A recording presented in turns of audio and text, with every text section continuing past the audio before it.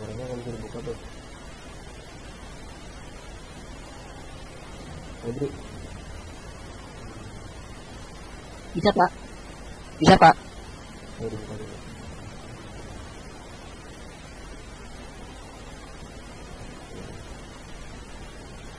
Terus Ahmad Rizky.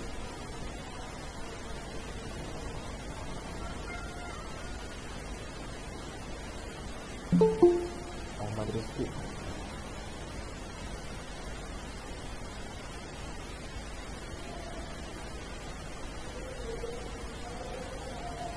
Ahmad Rizky Batur Rahman. Ada. Hadir Pak.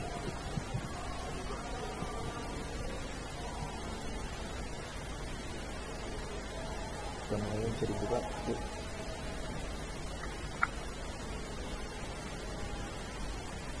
Pak. Tuh, rambut cukur ya, ntar panjang banget itu.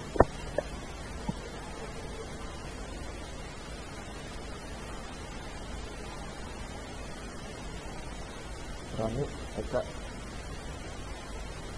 Hadir pak.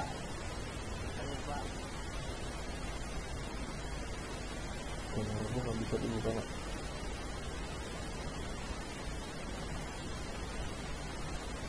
Kameranya dibuka.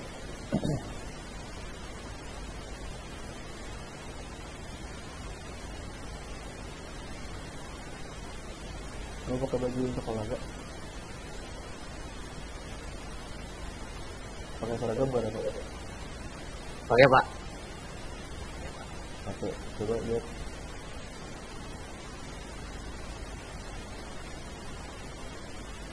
Coba buka lagi itu kameranya.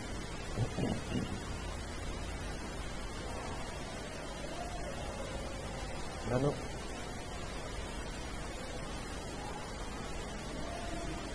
halo Rano.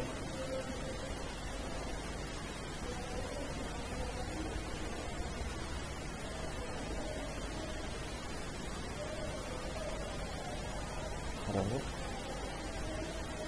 dengar suara saya Rano.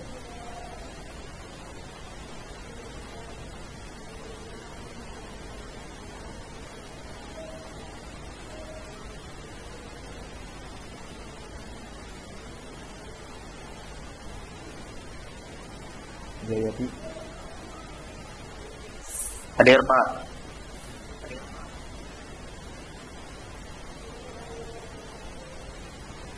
kameranya dibuka ya.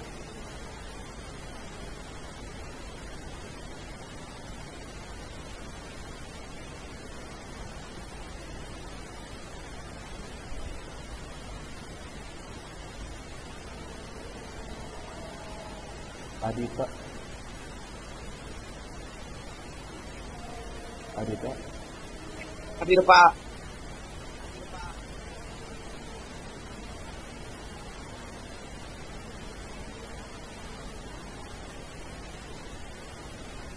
bisa dibuka kameranya. Yuk.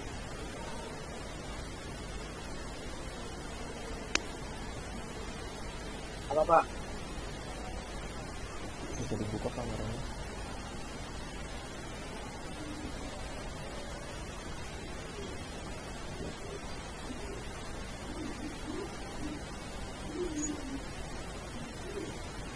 Halo, Dit, dengar suara saya?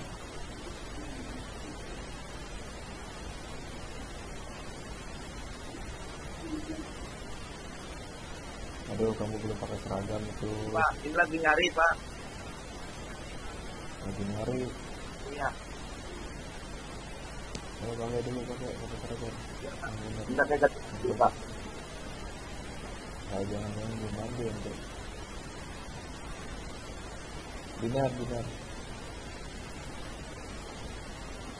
Hadir pak. Hadir pak. Hadir. Yuk, bisa dibuka kameranya, dibuka aja.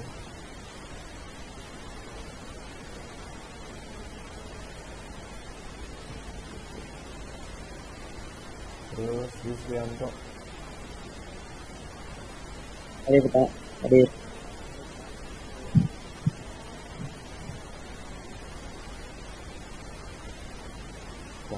kita istri bisa.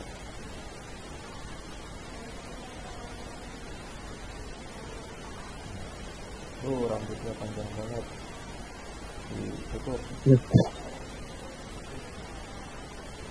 cukup diantar ya.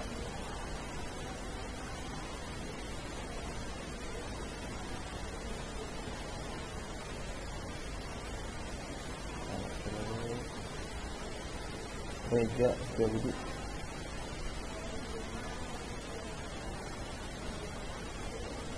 Reja Setiabudi.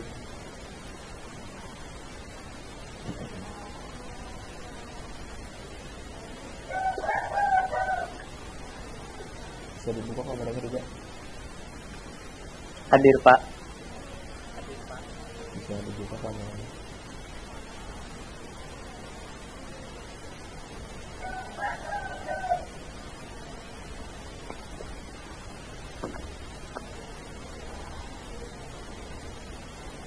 Bisa dibuka kameranya juga.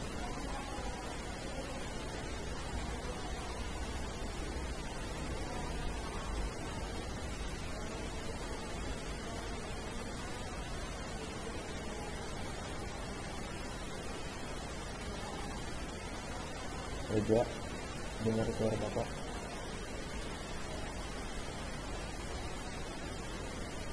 Dengar Pak, dengar. Bisa dibuka kameranya juga.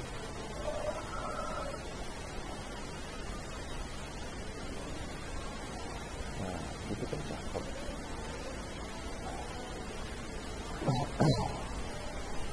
Oke, kita mulai saja pelajarannya. Karena ini udah panjang banget waktunya, walaupun kita waktunya 4 jam ya. Oke, Tete, Adita udah ya. Nih nanti kalau misalkan masuk mau belajar pakai seragam dulu, mandi, ini masih dingin gitu. Oke, kita mulai ya belajarnya. Sebelum belajar angkat biasanya kita berdoa menurut kepercayaan dan guru agamanya masing-masing. Berdoa dipersilakan.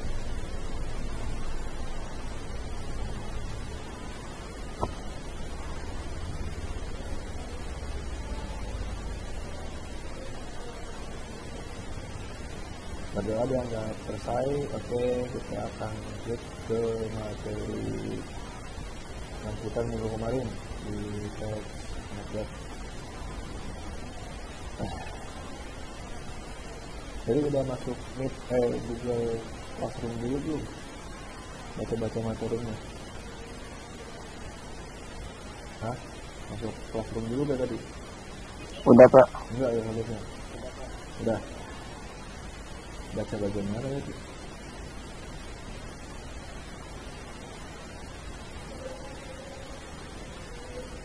Baca bagian mana itu?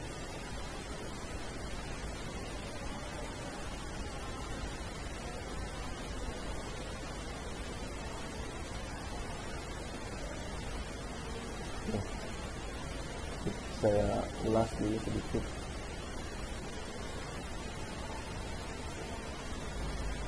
Tentang teks Network.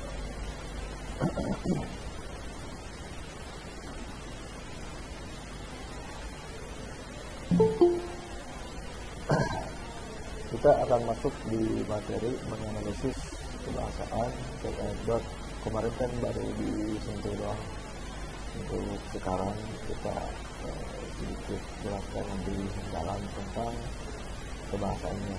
Kalau struktur kan udah ya, abstraksi, orientasi, kritis, koda dan lain-lain sudah ada. Saya jelaskan untuk itu, nanti juga dijelaskan nanti di bawah. Nah selanjutnya itu di bagian menganalisis kebahasaan teks anekdot. Jadi di kebahasaan teks anekdot itu ada enam kebahasaan di teks anekdot. Yang pertama adalah menggunakan kalimat yang menyatakan masa lalu. Sesuai dengan kalimatnya ya, sesuai dengan pengertiannya, menggunakan kalimat yang menyatakan masa lalu berarti seseorang sedang bertanya tentang masa lalu, tapi bisa diawali dengan pertanyaan kapan, atau bisa juga diawali dengan kata mengapa, dengan pertanyaan. Cuman tidak tidak terfokus di pakai pertanyaan mau satu pihak, tapi tanda-tandanya bisa ada seperti itu karena dia menanyakan waktu yang sudah lalu. Nanti contoh yang jelasnya di bawah. Yang kedua itu menggunakan kalimat retoris. Kalimat retoris adalah kalimat pertanyaan yang tidak membutuhkan jawaban. Nah, maksudnya itu kenapa kalimat pertanyaan yang tidak membutuhkan jawaban? Jadi kalimat retoris ini bisa dicatat. Di kalimat retoris itu bukan kalimat retorika. Retorika itu bergelut di dalam kata-kata untuk menjelaskan, berretorika, berbicara sepanjang lebarnya. Tapi di kalimat retoris ini, di anekdot itu pertanyaan di dalam pertanyaan itu sebetulnya sudah ada jawabannya. Jadi di dalam pertanyaan yang dia sampaikan itu sudah ada penjelasan tentang jawabannya. Jadi maka dari itu disebut kalimat retoris. Contohnya ini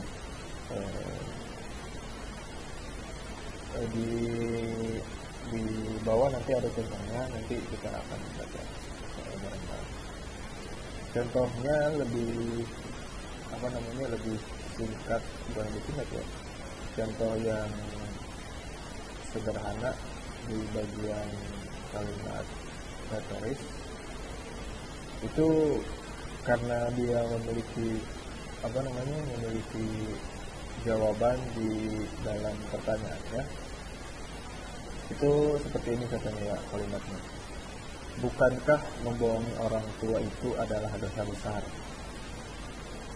Nah, jadi di dalam pertanyaannya itu sudah ada jawaban bahwa membohongi orang tua itu adalah dosa besar. Kan kalau pertanyaan-pertanyaan biasa itu begini, kapan kamu kemari? Tanda tanya.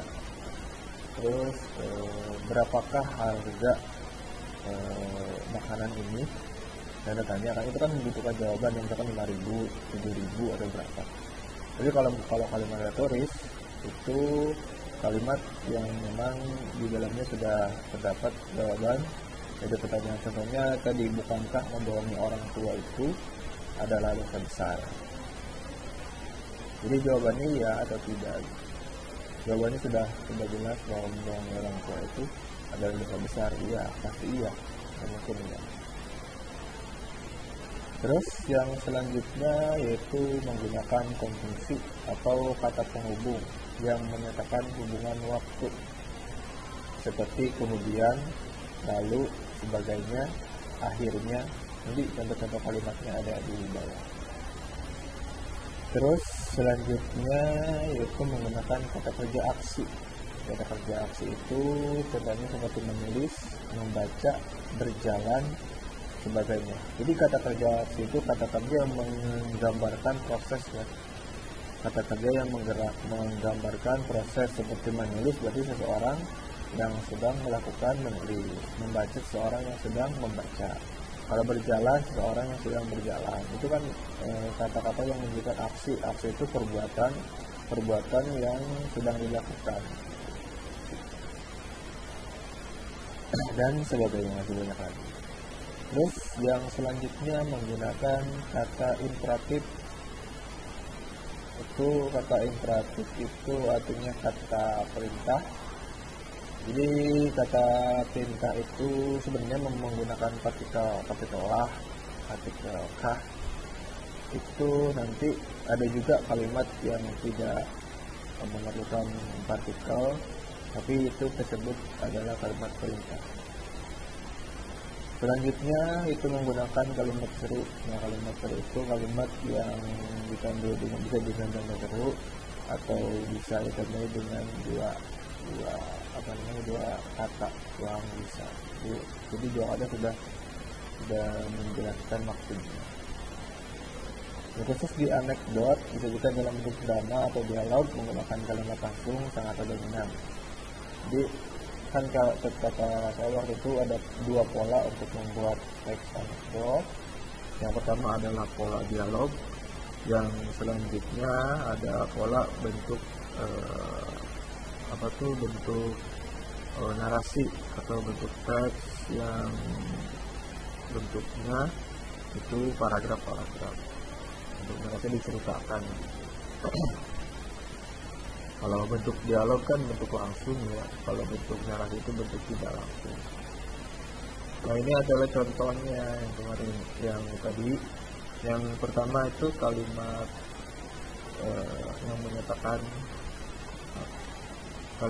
yang menyatakan peristiwa masa lalu. Pada puncak pengadaan korupsi, jaksa menyerang saksi. Pada puncak pengadilan korupsi, berarti secara otomatis ini pengadilan itu sudah selesai karena ada yang menceritakan yang pertama puncak pengadilan. Jadi puncak pengadilan itu sudah terjadi karena di sini sudah dijelaskan. Pada puncak pengadilan korupsi politik, jaksa penuntut umum menyerang saksi.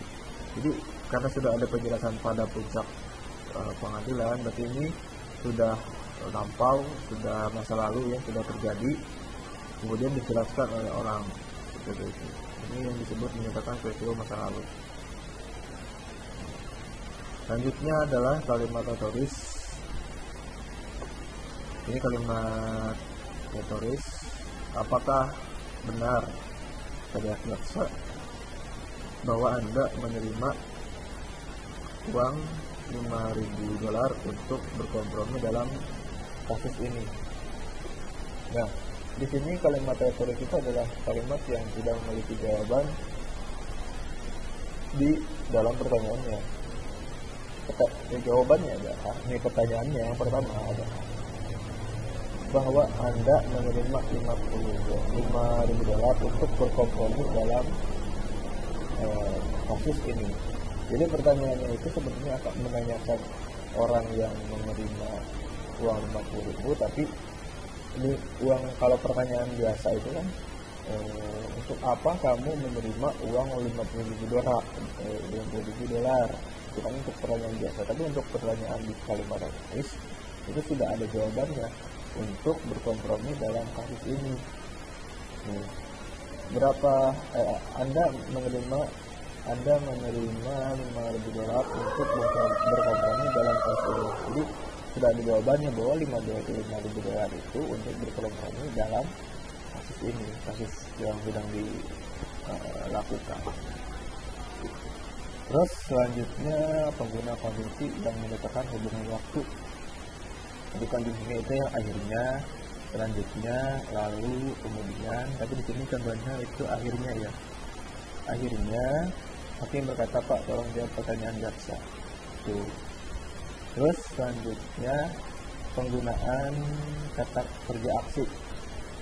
Ini, saksi menatap, berarti sedang melakukan tatapan ke si jendela. Saksi menatap keluar jendela seolah-olah tidak mendengar pertanyaan. Jadi menatap dan mendengar itu disebut konjungsi aksi karena itu dilakukan. Menatap dan mendengar itu dilakukan, tidak dilakukan dengan secara verbal gitu. Seperti berjalan, menulis, membaca gitu. Jadi dilakukan secara gestur badan kita yang bergerak. Terus kalimat selanjutnya yaitu kalimat perintah. Di sini jadi kalau kalimat perintah bisa ditandai dengan partikulah kah atau yang lain. Ini disebut atau contohnya itu adalah kalimat yang membuat seorang harus menuruti kata-kata tersebut. Pak, tolong jawab pertanyaan jaksa. Nah, kalimat penegasan ya, kalimat penegasan. Pak, tolong jawab pertanyaan jaksa. Nah, di sini sudah ada kalimat penegasan. Yang selanjutnya ada kalimat seru. Kalimat seru ini cukup oleh dua kata saja. Oh, maaf,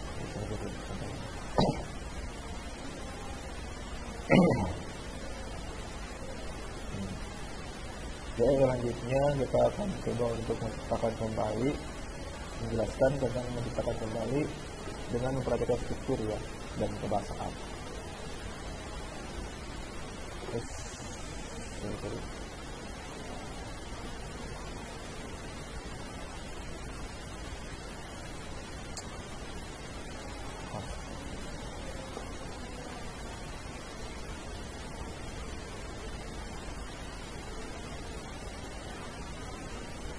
ini ya, menciptakan kalimat menjelaskan kembali teks anekdot dengan memeriksa memperhatikan struktur dan kebahasaan.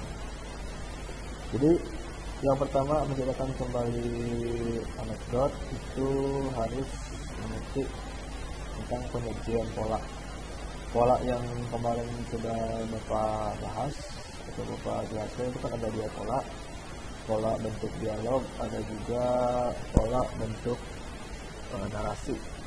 Dan itu juga bisa diubah, dari yang dialog bisa dijadikan bentuk narasi, dari yang narasi bisa dijadikan bentuk dialog. Itu nanti. Ini kan contoh yang kemarin dosen yang jadi pejabat, ini kan kemarin bentuknya itu dialog antara Tono dan si Ibi. Jadi sekarang ini dicontohkannya jadi teks narasi, bentuk narasi diceritakan. Jadi seperti ini bentuknya. Nah, lanjut aja untuk pola sudah dibahas. Nah, kita akan menyusun itu sebagai ataupun tidak lepas dari unsur-unsur struktur dan lain-lain. Di sini bagaimana caranya kita menyusun? Yang pertama kita harus menentukan temanya. Temanya di sini itu judulnya yaitu kasih sayang pada orang tua. Yang kedua yaitu kritiknya. Kritik apa sih yang akan dibahas oleh penulis tentang tema kasih sayang pada orang tua. Di sini temanya itu anak yang memandang orang tua di masa tuanya sebagai orang yang merepotkan. Tuh, selanjutnya humor atau kelucuannya, orang dewasa malu karena dikritik oleh anak kecil. Terus tokoh-tokoh yang ada di dalamnya itu ada kakek tua, ayah dan ibu, ada dalam kurung anaknya, dan selanjutnya ada 6 cucu 6 tahun. Nah, struktur yaitu kakek tua tinggal bersama menantu dan cucu yang 6 tahun. Itu orientasinya ya, di bagian struktur kan ada ini orientasi itu abstraksi. Orientasinya tulisan makan malam di rumah si anak, kakek tua makannya sering berantakan. Terus kritisnya, yang dikritisnya itu kakek tua diberi meja kecil terbesar di pojok dengan alat makan anti pecah. Reaksi cucu nonton ketika meja terbesar. Terus pada itu nonton mengungkapkan kalau akan membuat meja kecil juga untuk ayah dan ibunya. Nah, itu kan kritik-kritiknya ya. Alurnya kakek tua bersama anak menantu dan cucunya yang berusia 6 tahun karena sudah tua, mata si kakek rabun dan tangannya bergemeter sehingga kerap menjatuhkan makanan dan alat makanan. Agar tidak merepotkan, ia ditempatkan di meja terbesar dengan alat makanan anti pecah. Anak dan menantunya baru sadar ketika diingatkan oleh cucu 6 tahun yang tengah bermain membersihkan meja. Nah, pola penyajiannya yaitu narasi ya. Nah, ini contohnya seperti ini. Hasilnya ya. Seorang kakek hidup serumah bersama anak, menantu dan cucu berusia 6 tahun. Keluarga itu biasanya makan malam bersama. Si kakek yang sudah pikun sering mengacaukan segalanya. Tangan bergetar dan mata rabunnya membuat kakek susah mengungkap makanan sendok dan garpu dijatuh. Saat si kakek meraih gelas, susu tumpah membasahi taplak. Anak dan menantunya menjadi besar. Suami istri itu lalu mendapatkan sebuah meja kecil di sudut ruangan tempat sang kakek makan sendirian. Mereka memberikan mangkuk melamin yang tidak gampang pecah. Saat keluarga sibuk dengan piring masing-masing, seiring terdengar ratap kesedihan di sudut ruangan. Namun Suami itu justru mengomel agar kakak tak menghamilkan makanan lagi. Sang itu yang berusia 6 tahun mengamati semua kejadian itu dalam diam.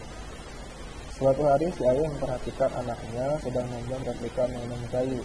Sedang apa sayang, kata si ayah. Aku sedang membuat meja buat ayah dan ibu. Persiapan buat ayah dan ibu bila aku besar nanti. Ayah anak kecil itu langsung terdiam. Dia berjanji dalam hati mulai hari itu kakek akan kembali diajak makan di meja yang sama. Tak akan ada lagi omelan saat piring jatuh, makanan tumpah atau taplak meja ternada kuat. Sumbernya. Nah, jadi ini ya bentuknya, nanti bentuknya cara menyusun seperti ini sudah ada di buku yang tadi ada di Google Classroom. Tinggal dibaca lagi kalau tidak jelas. Nanti bentuknya seperti itu.